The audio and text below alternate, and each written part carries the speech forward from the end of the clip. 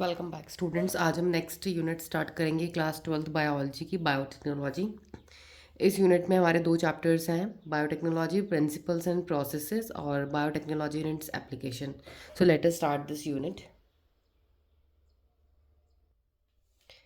Will begin with biotechnology principles and processes. तो जो content पढ़ने वाले हैं वो देखिए क्या क्या है। प्रिंसिपल्स ऑफ बायोटेक्नोलॉजी पढ़ेंगे पहले, फिर tools of recombinant DNA technology पढ़ेंगे, last will be the processes of recombinant DNA technology. Let us begin. सबसे पहले हम बात करते हैं बायोटेक्नोलॉजी क्या है।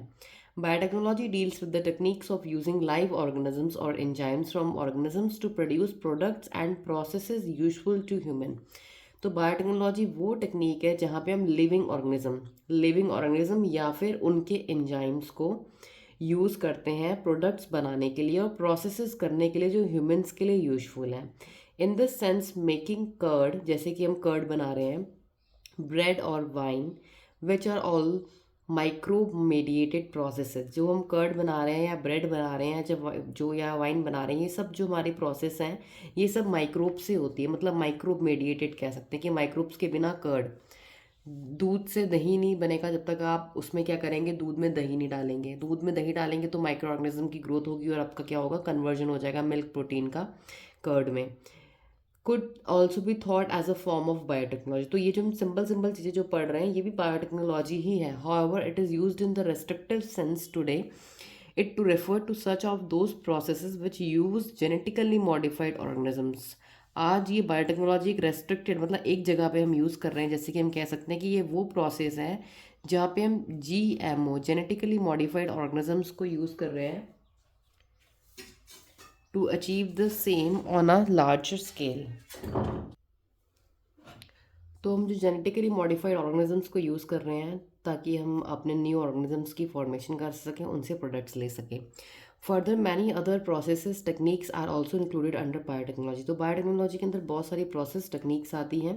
For example in vitro fertilisation leading to a test tube baby programme. तो जो हमारा इन विट्रो फर्टिलाइजेशन है जिसे हम टेस्ट ट्यूब बेबी करते हैं, जैसे फॉर एग्जाम्पल मैंने आपको बताया था चैप्टर रिप्रोडक्शन में, हेल्थ में, वहाँ पे ये भी हमारा बायोटेक्नोलॉजी की एक प्रोसेस है। Synthesising a gene and using it, एक जीन को बनाना और उसको यूज़ करना। डेवलपिंग अ डीएनए वैक्सीन को बनाना और करेक्टिंग अ डिफेक्टिव जीन या डिफेक्टिव जीन को करेक्ट करना, ये भी बायोटेक्नोलॉजी के अंदर आता है। These all are the part of biotechnology. The European Federation of Biotechnology EFB has given a definition of biotechnology। तो यूरोपियन फेडरेशन है बायोटेक्नोलॉजी की, जिसे हम बोलते हैं EFB, उन्होंने डेफिनेशन दी है बायोटेक्नोलॉजी की, that encompasses both traditional view and modern molecular biotechnology. तो उन्होंने ट्रेडिशनल व्यू और मॉडर्न बायोटेक्नोलॉजी दोनों को मिलाकर एक डेफिनेशन बना दी। जैसे ट्रेडिशनली हम जैसे अपने घर में बायोटेक्नोलॉजी करते हैं, या मॉडर्न बायोटेक्नोलॉजी जो भी हमारी आजकल चल रही है मॉलिकुलर बेसिस पे, तो वो जो बायोटेक्नोलॉजी हमारी है वो हम डेफिनेशन उसकी जो EFB ने दी है वो क्या है, the integration of natural science and organisms cells parts thereof and molecular analogues for products and services. तो इंटीग्रेशन जो हम कर रहे हैं नेचुरल साइंस का और ऑर्गेनिजम्स का, जो हम इंटीग्रेट कर रहे हैं इन दोनों चीज़ों को, उनके सेल्स को या उनके पार्ट्स को या फिर उनके मॉलिकुलर प्रोडक्ट्स को या उनके मॉलिकुलर, अगर हम सेल को मॉलिकुलर लेवल पे बात करें तो अगर हम उनको यूज़ कर रहे हैं, उनके मॉलिकुलर एनालॉग्स को यूज़ कर रहे हैं डीएनए आरएनए को मैनिपुलेट करके फॉर प्रोडक्ट्स एंड सर्विसेज, कुछ प्रोडक्ट्स बनाने के लिए या सर्विसेज के लिए। तो ये हमारी डेफिनेशन दी थी EFB ने बायोटेक्नोलॉजी की। अब हम पढ़ते हैं प्रिंसिपल्स ऑफ बायोटेक्नोलॉजी। तो among many the two core techniques that enabled birth of modern technology are, तो जो हमारी जो दो कोर टेक्निक्स है जिन्होंने मॉडर्न बायोटेक्नोलॉजी को बर्थ दी है वो क्या है। पहली हमारी है जेनेटिक इंजीनियरिंग। तो जेनेटिक इंजीनियरिंग देखते हैं क्या है। Techniques to alter the chemistry of genetic material DNA and RNA. तो ये वो टेक्निक है जिससे हम डीएनए आरएनए की केमिस्ट्री को बदल सकते हैं या बदल पाएँ, तो उस टेक्निक को बोलेंगे जेनेटिक इंजीनियरिंग। मतलब जीन्स के लेवल पे इंजीनियरिंग, जीन्स के अंदर, जैसे ये सपोज जीन है, इसके अंदर हमने इंजीनियरिंग कर दी, इसको चेंज कर दिया, तो ये हमारा हो गया genetic engineering. To introduce into host organisms and thus change the phenotype of the host organism. तो हम कह रहे थे कि इस तरीके से डीएनए या जीन को मैनिपुलेट करना, उनमें इंजीनियरिंग करना कि हम उनको किसी होस्ट ऑर्गेनिज्म के अंदर डालें और वो होस्ट ऑर्गेनिज्म के अंदर जाने के बाद उस होस्ट ऑर्गेनिज्म का फिनोटाइप ही बदल दे। फॉर एग्जांपल, जैसे मैंने एक बैक्टीरिया ले लिया, let me tell you example here. जैसे सपोज एक बैक्टीरिया ले लिया, मैंने इस बैक्टीरिया के अंदर एक डीएनए डाल दिया। ये डीएनए को मैंने पहले से इसके अंदर मैंने जेनेटिक इंजीनियरिंग कर ली थी। अब जैसे मैंने इसके अंदर डीएनए डाला तो ये जो बैक्टीरिया था, बैक्टीरियल सेल ने अपना जो फिनोटाइप है उसको बदल लिया। देखिए ये भी इस तरीके से हो गया, इसकी बॉडी डिज़ाइन पूरी चेंज होगी, क्योंकि मैंने इसके अंदर एक जेनेटिक इंजीनियर्ड जीन या डीएनए आरएनए डाल दिया। तो इसका जो फिनोटाइप है, फिनोटाइप मीन्स जो होता है जो फिजिकल एक्सप्रेशन है, जो इसकी बॉडी का डिज़ाइन है, वो कम्प्लीटली क्या हो गया, चेंज हो गया। तो ये होती है हमारी जेनेटिक इंजीनियरिंग। अब हम बात करते हैं बायो प्रोसेस इंजीनियरिंग।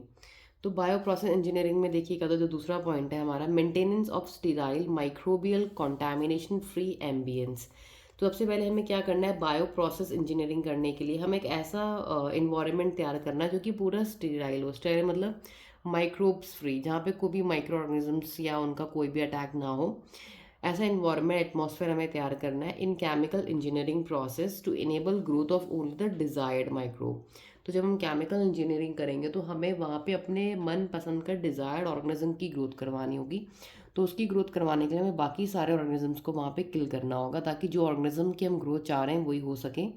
या फिर किसी माइक्रोब की करवा रहे हैं या फिर यूकैरियोटिक सेल की करवा रहे हैं इन लार्ज क्वान्टिटीज़, और बहुत ज़्यादा क्वांटिटी में करा सकें for the manufacture of biotechnological products, ताकि हम वहाँ से कुछ बायोटेक्नोलॉजिकल प्रोडक्ट्स बना सकें, जैसे कि एंटीबायोटिक्स बना सकें, वैक्सीन्स बना सकें, या फिर इंजाइम्स बना सकें। तो ये होती है हमारी बायो प्रोसेस इंजीनियर। मतलब बायो मतलब सेल्स को इस तरीके से प्रोसेस करके उनमें इंजीनियरिंग करके उनसे प्रोडक्ट्स बनाना, जैसे कि एंटीबायोटिक्स, वैक्सीन्स या enzymes. Now let's jump to the next para. Let us now understand the conceptual development of the principles of genetic engineering. अब हम कुछ उनकी कंसेप्चुअल डेवलपमेंट को अंडरस्टैंड करेंगे। You probably appreciate the advantages of sexual reproduction over asexual reproduction। तो आप हमेशा appreciate करते हैं कि जो सेक्सुअल रिप्रोडक्शन होता है वो एसेक्सुअल की कंपेयर ज़्यादा बढ़िया है, क्योंकि वहाँ पे वेरिएशन ज़्यादा आती है। You probably appreciate the advantages of sexual reproduction over asexual। तो हमें पता है कि जो सेक्सुअल रिप्रोडक्शन होता है उसमें ज़्यादा वेरिएशंस आती हैं एज़ कम्पेयर टू asexual। तो हमेशा ये अप्रिशिएट करते हैं हम इस चीज़ को। The former provides opportunities for variations and formulation of unique combination. जो पहला है मतलब सेक्सुअल रिप्रोडक्शन, वहाँ पे ज़्यादातर हमें अपॉर्चुनिटीज़ मिलती है कि वहाँ वेरिएशन चेंजेस ज़्यादा आएँ या यूनिक कॉम्बिनेशंस बने जेनेटिक सेटअप के, some of which may be beneficial to the organism as well as the population. जिसमें से कुछ तो बहुत ज़्यादा यूजफुल होते हैं, बेनिफिशियल होते हैं ऑर्गेनिजम्स के लिए या फिर इंटायर पॉपुलेशन के लिए। तो ये सब हमारा सेक्सुअल रिप्रोडक्शन में होता है। Asexual reproduction preserves genetic information, but asexual reproducing organisms के अंदर क्या होता है, उनकी जेनेटिक इन्फॉर्मेशन प्रिजर्व रहती है। While sexual reproduction permits variation, but sexual reproduction में क्या होता है, वेरिएशन, क्योंकि सेक्सुअल रिप्रोडक्शन में दो अलग अलग जेनेटिक मटेरियल, दो अलग अलग पेरेंट्स के क्रोमोसोम्स आपस में रिकम्बाइन करते हैं। तो रिकॉम्बिनेशन सिर्फ सेक्सुअल रिप्रोडक्शन होता है, जिसकी वजह से क्या होता है, वेरिएशंस प्रोड्यूस होती हैं। Traditional hybridisation procedures used in plants and animal breeding. जो ट्रेडिशनली हम हाइब्रिडाइजेशन प्रोग्राम्स यूज़ कर रहे हैं, जैसे दो प्लांट्स को हाइब्रिडाइज करवा रहे हैं नई वैराइटीज़ बनाने के लिए, या फिर हम एनिमल ब्रीडिंग कर रहे हैं, एनिमल्स की जो नस्ल है उनको इम्प्रूव कर रहे हैं, very often lead to inclusion and multiplication of undesirable genes. तो इसलिए इससे कभी कभी ये होता था कि मल्टीप्लिकेशन अनडिज़ायरेबल जीन्स का भी हो जाता था डिज़ायर्ड जीन का। मतलब सपोज मेरे ये जीन की कॉपी बनानी है 100 टाइम, इसके साथ ये जीन की कॉपी भी बन गई 50 टाइम, तो मतलब ये तो मुझे चाहिए, बट के साथ ये वाला भी फालतू में बन गया। तो ये वाला जो हमें चाहिए वो होता है डिज़ायरेबल, जो नहीं चाहिए होता है वो अनडिज़ायरेबल होता है। The techniques of genetic engineering which include creation of recombinant DNA. जो हमारी टेक्निक्स है जेनेटिक इंजीनियरिंग की, जिसमें हम रिकॉम्बिनेंट डीएनए बनाएंगे, यूज़ ऑफ जीन क्लोनिंग करेंगे और जीन का ट्रांसफ़र करेंगे। तो मतलब कि हमारी जो बायोटेक्नोलॉजी में 3 टेक्निक्स आ गई। पहले हम रिकॉम्बिनेंट डीएनए बनाएंगे, फिर हम जीन क्लोनिंग करेंगे, फिर हम जीन को ट्रांसफ़र करेंगे।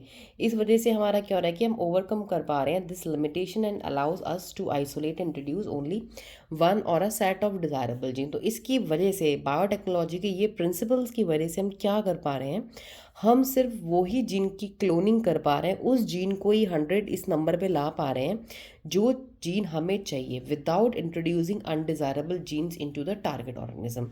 तो मतलब जो जीन, सपोज मुझे ये 100 वाले जीन इस बैक्टीरिया के अंदर डालने थे, मैंने 100 डाल दिए, 50 भी फालतू में आ गया। बट जब मैंने ये प्रिंसिपल्स को इस्तेमाल करा, ये स्टेप्स को, recombinant DNA, gene cloning, gene transfer, तब मुझे क्या मिला? तब मुझे सिर्फ बैक्टीरिया के अंदर 100 जीन्स ही अंदर जा पाए। जो जीन्स में चाह रही थी वही जीन गए। No undesirable gene has gone inside the bacteria. तो ये इनकी वजह से पॉसिबल हो पा रहा है।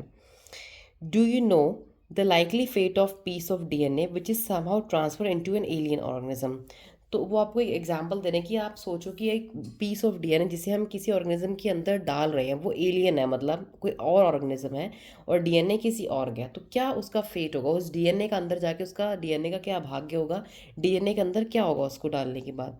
Most likely this piece of DNA would not be able to multiply. तो ज़्यादातर क्या हो सकता है, ये डीएनए जो हमने किसी और ऑर्गेनिज्म का किसी और की बॉडी के अंदर डाला है, तो वो मल्टीप्लाई नहीं होगा itself in the progeny of, वो सेल्स में प्रोजेनी में मल्टीप्लाई नहीं होगा। But when it gets integrated into the genome of the recipient, अगर यही वाला जो हमने डीएनए किसी और का किसी और के अंदर डाल रहे हैं, अगर वो वाला डीएनए जिसके अंदर डाल रहे हैं उसके जीनोम का, उसके जेनेटिक मटेरियल का अगर हिस्सा बन जाता है, उसके जेनेटिक मटेरियल का अगर पार्ट बन जाता है, तो क्या होगा? इट में multiply and B inherited along with the host DNA. तो वो मल्टीप्लाई होगा और उस होस्ट डीएनए के साथ अंदर भी जाएगा। जैसे फॉर एग्जांपल मैं आपको बता रही हूँ, फॉर एग्जांपल देखिए, मैं कुछ एग्जांपल्स इसलिए बता रही हूँ कि आपको इजी लगे थोड़ी थ्योरी।